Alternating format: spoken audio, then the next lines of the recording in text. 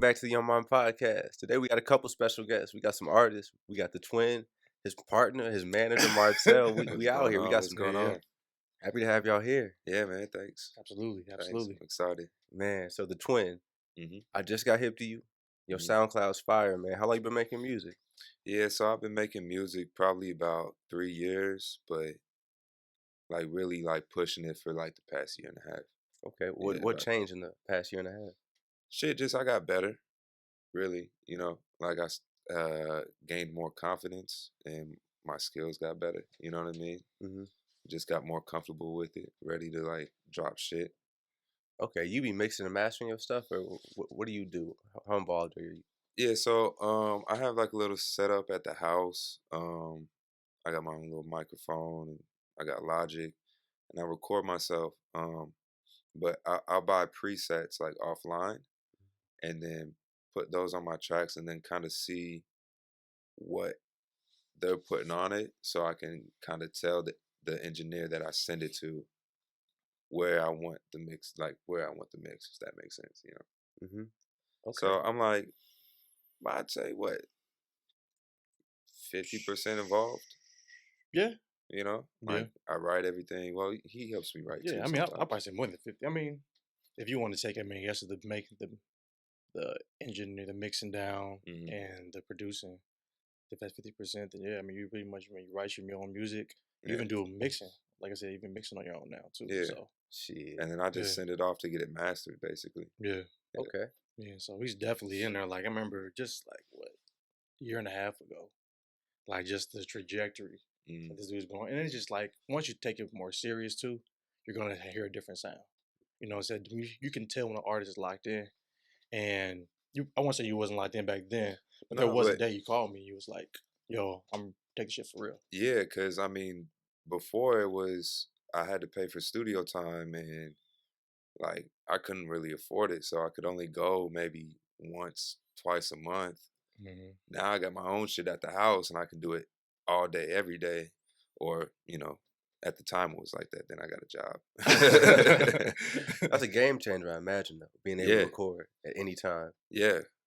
I would wake up at like 11:30, do my little morning routine and just hop on, listen to beats, see what I can come up with, just experimenting and shit.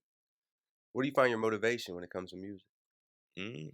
Something in my head just keeps telling me just to keep going, because it's hard to lose motivation when like when it's not getting received how you want it to, or like some days just shit's just not hitting, So there's something in the back of my head just like keep going. Plus like the fact that people believe in me, that helps me a lot. Like I can't stop now, especially like since we've been working. It's like, well, obviously, he's got his own thing going on, but like I said, there's people behind me that believe that I can do this. So it's like, okay, I can do this. Like, so that keeps pushing me forward. But how long have you guys known one another? Like, when did you guys start making music together? Is that something that's always been a base of your friendship? We started making music last year randomly. Just one day, I was like, hey, I want to just we listened to beats, and I was like, let's just make a song together. Yeah. So I've known him for damn near 10 years. 10 years, pretty much. Yeah. Met him at work. You always been in music? I've always loved it. I mean, everybody loves music. It's just another form of language, really. But it's like I've always wanted to be incorporated with it some way, somehow. I think I told you this even a minute ago, back around Christmas time. There were times where I'm like, oh yeah, I wish I could be like a record exec or studio exec. That'd be kind of fun. I remember you telling me that. Yeah, that'd be kind of fun. And seeing like being at the radio station, you get to see a lot of different parts, see a lot of pieces. See the politics of it too, which is going to be involved in it no matter what. But yeah, there's always some kind of passion there. I've always wanted to be around it some way, somehow, even if it was for fun. Like I don't have to make money doing it. I really just enjoy just like crafting music for one, writing it. I mean, you see all these old heads joining bands. Yeah. They're just playing for fun, for the love of the music. Yeah, exactly. That's what it is. Yeah. And if you can get some cash on it, hell yeah. I mean, I'm definitely going to be trying. That's the goal is to, hell yeah, make money out of it. Yeah. You know what I'm saying? At the end of the day, it's like you can spend time doing something. You're calling it work. You got to get paid for work. So if you making music, do you do it for the love or do you do it for the money? What do you think the difference is? I'll do it for the love, and Mhm. then the money will come. Yeah. That's how I feel. You know. I feel like the same as like if you're like an author of a book too. It's like you're obviously writing the books, you love it, but you know, like well, shoot, I appreciate my craft. Others might appreciate my craft. Why not make monetary value on it Yeah, I too at the mean, same time? You know. I think that should be like that's like a goal. I think should be the goal for anybody and everybody. Like, find what you're passionate about, find what you love doing, what you're good at, and find out how to get paid for it. Yeah. Hmm. You know, Yeah. it's this. It sounds simple. I mean, but it's not always that simple. You know, but you got to put the work in, and it could be simple. You know, Yeah. I think that sometimes gets people in a rut. Like they might not know what they're good at, or haven't tried enough things, enough avenues to find like what they really want to do in life. You know. Let me ask you, as someone whom you know you're making podcasts and you have your own YouTube channel. I mean, how do you feel like it's different? Saying like, oh, now I can make money off of it, or does it feel the same for you? The same love is still there? I'll be honest. I really don't. I'm not expecting to make any money Mm. off this shit. So I'm really just trying to have fun, talk to Mm-hmm. people, give people a platform, and just I'm doing it for the love right now. I guess you could say. Mm-hmm. I know money gonna come down the line, but it's not something I'm trying to force right now. Got you. I'm trying to, Yeah, get my thing going, get my own groove, that's and then let the big. money come. That's big too. 'Cause I feel like that shows patience. You Yeah. know what I'm saying? Like that's huge. And when you're actually trying to craft something, is if you're doing it for the money, you can tell a lot of times you can hear the music when people just kind of go for a cash grab. Yeah, Yeah. because there's a formula for that. Mm-hmm. You know, if you follow the formula, yeah, you could get signed to a major label, and they might give you all this money, put all these producers behind you, all this budget, but you're just doing it for the money. So now you got your money. How long are you gonna stay in the game for? You Mm-hmm. know, Mm-hmm. if you're not doing it for the love of the craft and the art. R.I.P. Nipsey, but he always said the marathon continues. Yeah, If Mm-hmm. you look at it like a marathon, you just got to realize that you got to take it step by step. and You it's can't not a sprint. Yeah, 100%, you know, 100%. There's gonna be days where things don't go your way. 100%. No L's, lessons. That's how I look at it. Yeah. Yeah, Yep. Mm-hmm. Cause you gonna fall. yeah. You gonna fall. And I That's how guess that brings how me you get back up. all about how you get back up. Mhm. So you said that like the music sometimes it's not going your way, but Yeah. people are backing you. Like what are some goals you have in making music right now?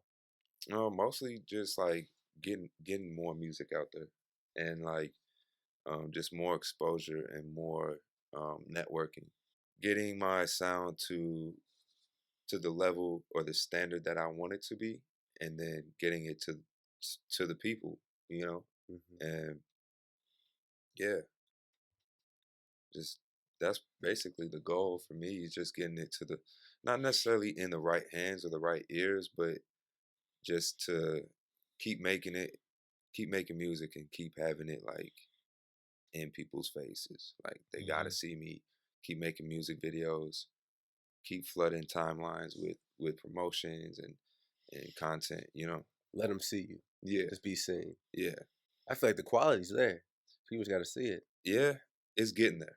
No, I dig your music. I dig the vibes. Is what I'm saying. Oh Mm-hmm. yeah, Like if I word. heard your Appreciate music, I'd go to listen to more. That's right what I'm on. saying. Yeah, yeah. I appreciate that.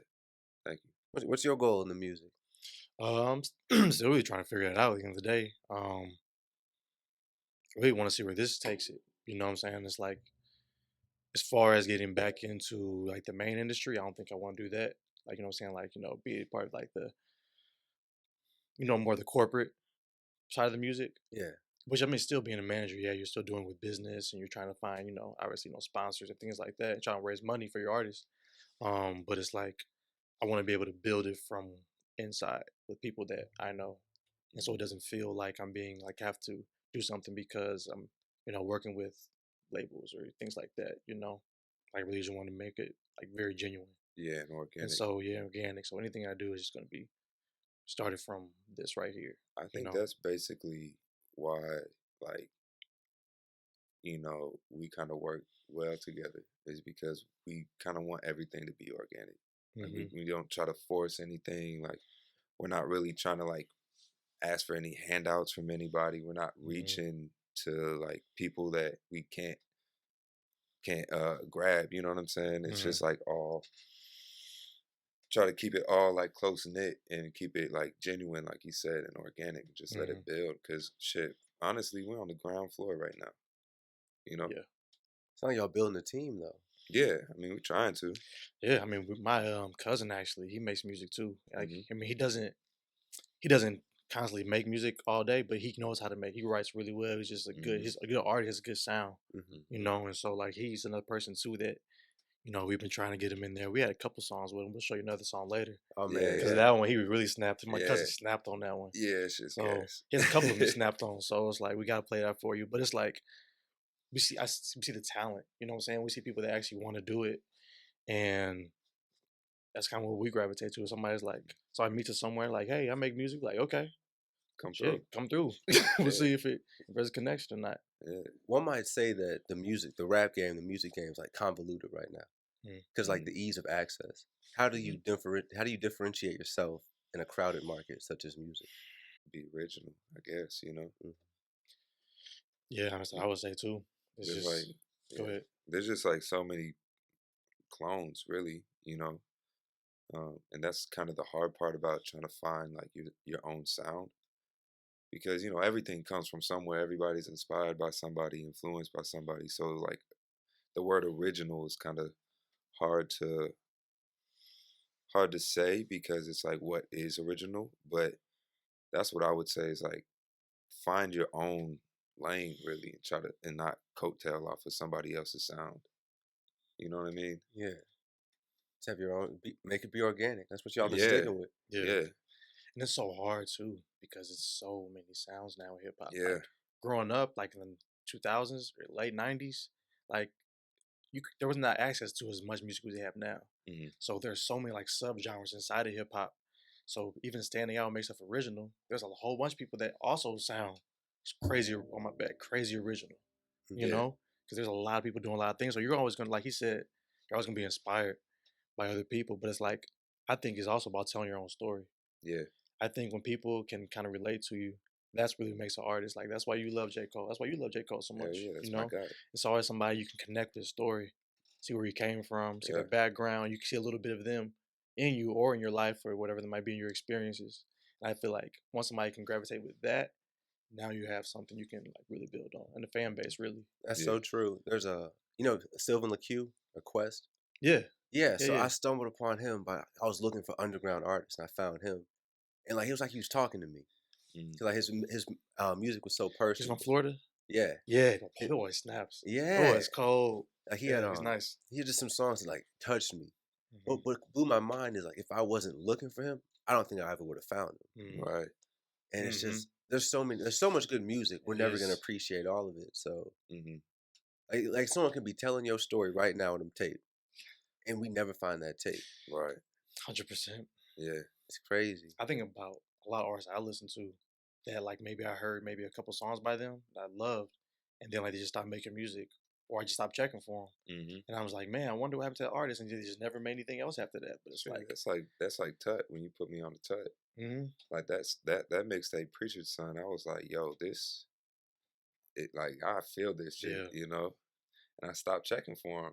mm-hmm, And then he changed his name. I went and listened to his new shit. And I was like, oh, he's still there. Oh, I was gonna say, I think like the mainstream hip hop has like a hold on the game, like not by not allowing new app like these underground rappers that are like actually saying shit. Like they just want everything to be all flashy and mm-hmm. talk about dope and selling dope and you know strippers and all that shit. Let's talk about the rap game. So you're talking about an obvious change and Hmm. when the music quality kind of decreased. What era what's your favorite era of music? 90s, the golden era. You think the 90s is a golden era? Yeah, Same for you? It's hard not to because nostalgia is a motherfucker. It's like, yeah, yeah, It it's is. is and I it's think go I ahead. think the era from like let's say '05. I say the 2000s was a good era for rap because you had like all the mixtape. I think it's when the mixtape era really took off. yeah. Yeah, That And is there, a very yeah, good point. a lot of good mixtapes. We had some classic music in the thousands. I think like the Hmm. '90s is like hip hop, like finding itself. Yeah, but the 2000s, like all the kids of those goats, those Right, greats. right. Yeah. Like, there's a lot of classic tapes that came out. Like Wayne was doing his thing, had that Oh, he shit was Dedications, he dominated. all was the he was dedications, the yeah. Cold Drop warm up, Yeah. amazing. Like the backpack scene, like Wale and all them was yeah. That's a doing. good point, man. Common, Cuddy was coming Kanye out. was cutting some shit up back then. Oh yeah, Yeah. And then yeah. Jay-Z was, in his bag. Yeah, he's always gonna be in his bag. Mhm. Always in his bag. Dude, Jay-Z's Man, unreal. here's his verse. We'll talk about it later, but his verse on that song with Nipsey.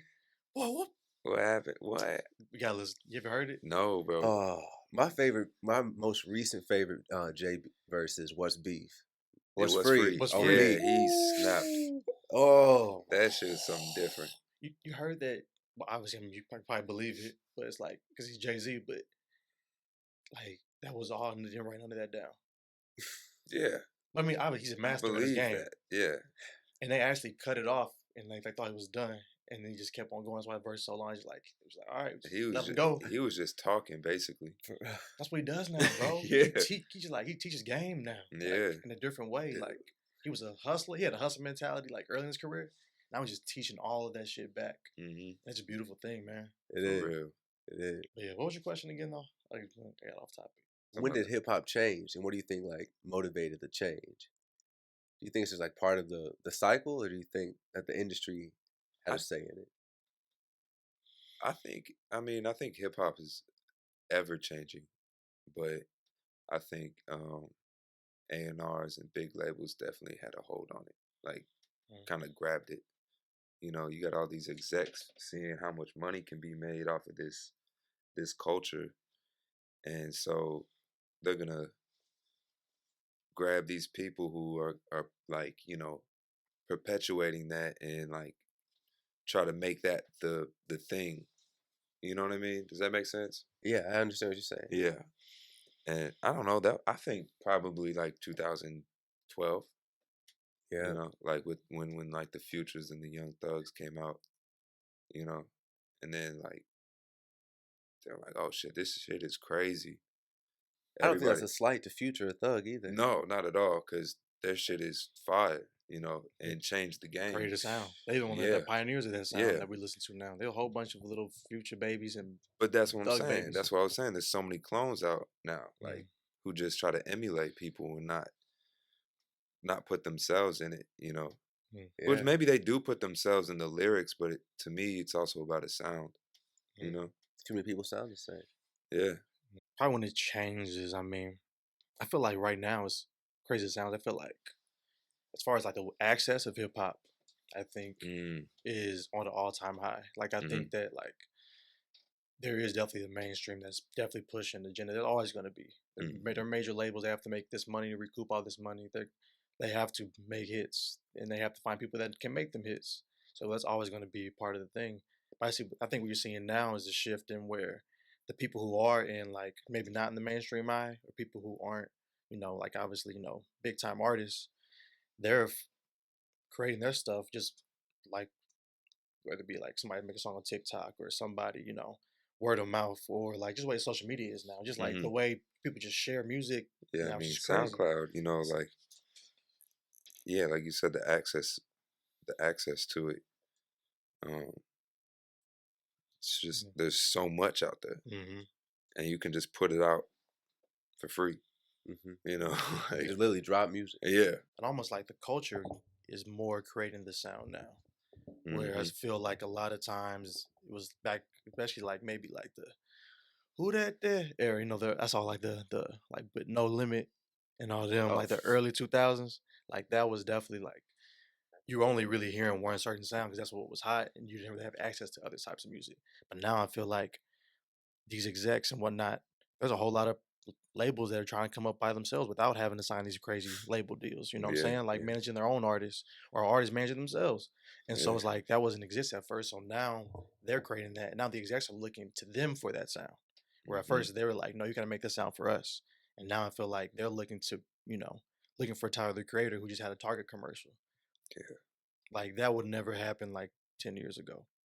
Because it just they were the one creating that sound. Like when now it's like we need the eyes on our product. We need to understand how strong, how powerful your culture is. We're gonna just, we're looking for that now. We'll just find it and then we'll pay you for it. I feel like now the artist is more in control of how rap sounds now. We can literally talk music forever because there's Yeah. so much good music. Hmm. Well, we got you guys here to talk about you. So like the Twin. What's that Yes, name? What's sir. that name come from? So the basis of it is I'm a Gemini, so I have two different sides, right? Um, so that's the basis of it. I'm the twin, Gemini, two sides, duality.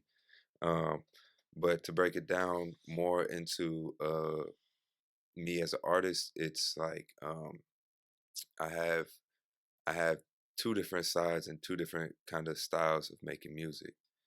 I have the more conscious, more introverted, more personal, emotional kind of music, and then I also have like the more like trap and street music because I understand both of it because I'm a Gemini and I understand duality. You know what I mean? Yeah. So that's basically where that comes from, and also like I like to keep the mystery of it. You know, if I drop a song, I'm like, wait, is this who is it? You know what I mean? Like, does he have a twin or is it one person? Is it two people? Like, it just brings that wonder, like for people to like dive in more. You know what I Yeah. mean? Hmm.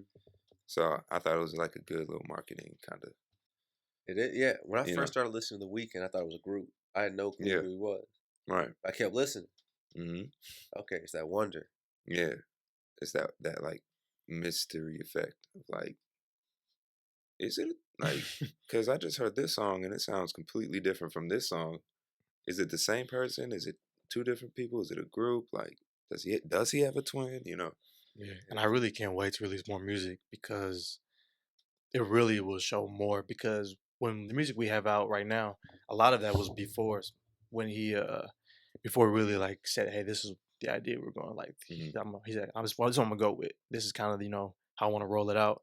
And so, kind of since then, he's been kind of making the music that we have that we want to put out is like you can really see what he's talking about as far as Yeah, the duality and the difference of it. Because yeah, he has a lot of conscious music where you talk to this guy for 10 minutes, he's on some conscious tip. So hmm he has a lot of stuff, very deep music, most more about emotions. And then, hang out with him, you also know too that he can turn up. yeah, And so he knows how to have a good time and he has music that can reflect that too. And so like I said, we can't wait to actually put them out so you can really see the difference. yeah. It's like you guys plotting on some stuff. I mean, we just working, man. We're just working. We got some shit. We got some shit coming. Yeah. Yeah. Who are some of your inspirations? Oh man, J. Cole off top. Yeah. Just cause being biracial, like, and his story is really, it's similar just by what we go through. Um, so there's that. That's like probably my main inspiration. J. Cole, Biggie Smalls. Um, I used to listen to a lot of Nirvana. Uh, I have a lot, like a lot.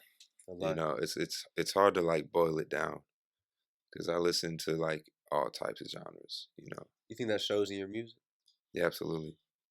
Yeah, like once we roll out a project, you'll be able to hear the different influences. I used to listen to a lot of rock music, a lot of trap music, a lot of conscious music, a lot of like indie, like alternative music, EDM music, like You got a wide palette. yeah. I Mhm. just love music. Like if it sounds good to me and it makes me feel something, I love it. It doesn't matter what, like, you know. Mm. How'd the pandemic treat you? Did it impact you? Like when had the stay at home stuff? Honestly, no, because at the time I didn't have a job, so you know, it didn't really affect me that way. I get a lot of help right now. I'm blessed to be like in a situation I'm in. Um, my parents really believe in me, so they kind of helped me float this music. Um, and it helped me honestly because I was in the house and I had nothing to do, so I'm just gonna work on my music. Put in the hours. But also dealing with depression and anxiety, like that shit was hard, you know. So I figured it out, you know. I got through it, you Yeah. know. Depression, anxiety, something that impacts all of us. Yeah, How yeah, does yeah. it how does it impact you as an artist? I know you said earlier you have anxiety before you release music. How do you hmm overcome that anxiety? Um, he helps me a lot with it. Just drop it, kind of thing. You know, just having conversations with people about just put it out, just put it out, just put it out. Um, I think I overcome it more just by like kind of just getting in the zone. Like, okay, what song am I gonna put out? And then not thinking about what's gonna happen after. You know, I just got to put that in my head. Like, okay, I'm gonna just drop the song and I'm gonna leave it. Come back to it tomorrow and see what it does. You know, send it out, do all the promo, post to Instagram, whatever, send it out on Snapchat, and then just leave it. That's kind of how I get over the anxiety of it. How open do you get in your music about your personal stuff? Yeah, no, I'm pretty open. You know, I'm getting more into, I'm getting more open about it, about my like mental health issues and drug usage and things like that that have affected me and my family and things like that. You know, so Do you find that helps? absolutely, yeah, because I mean, it's like it's an outlet. You know, I can't keep it all inside. You know, and what better way to let it out than make some music about it? Because I know somebody out there feels the same way I do. So yeah, Yeah, Jay-Z has this Rumi quote, it's like you can't heal what you don't reveal. mm, And that's something I've always that's something I learned. I've gone through my own shit and everything. sure, I had imposter syndrome like a motherfucker, but it's just like keeping it real with people, letting them yeah, know what I've been through. I'm just learning that like people are going through the same stuff as you, yeah, and you telling your absolutely. story will really help somebody. Yeah, exactly. And that's like part of the reason like I love music and making music is and shit, like Kid Cudi saved my life, you know, like on some real shit, you So know, many people say that. How do you save your life? because he was just so open about like being depressed and like going through shit, like emotion, like just being so open and free to express emotions. Um, it's just like, damn, like, okay, like yeah, like somebody feels what I'm feeling, you know, or you know what I mean? So like that just made me feel like it's okay, you know? It's It's all gonna right, be like yeah, exactly. okay. Exactly. But for real, What's a that Cuddy song that stands out to you? Revolution or Revolution. Rev. Rev, yeah.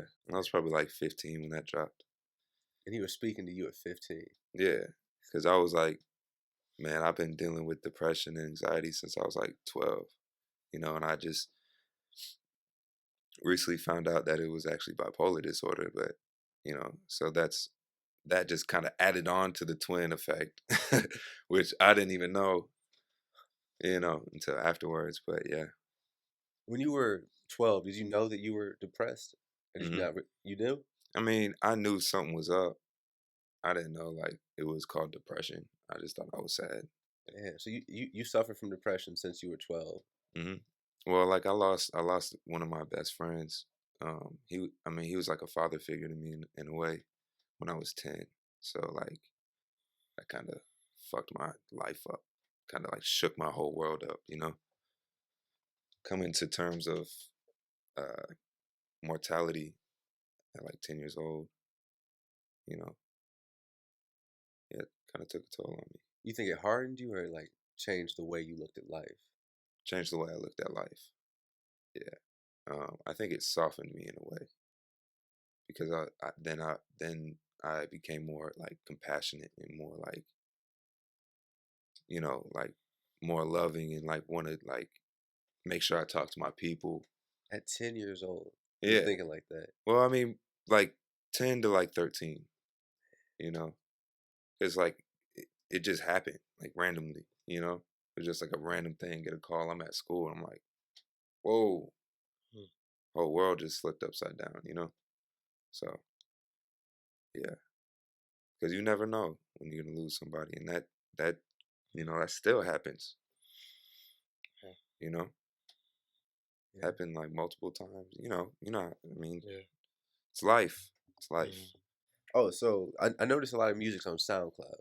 Yeah. How do you market your music on SoundCloud? Like, what have you seen from the results on SoundCloud? I really don't market it. How I do it is I drop it and then I send it out. I send the link out to like I go on Instagram and send it to everybody. Damn near like my whole following list. Same with Snapchat. That's it. Okay. And then I just kind of let it sit.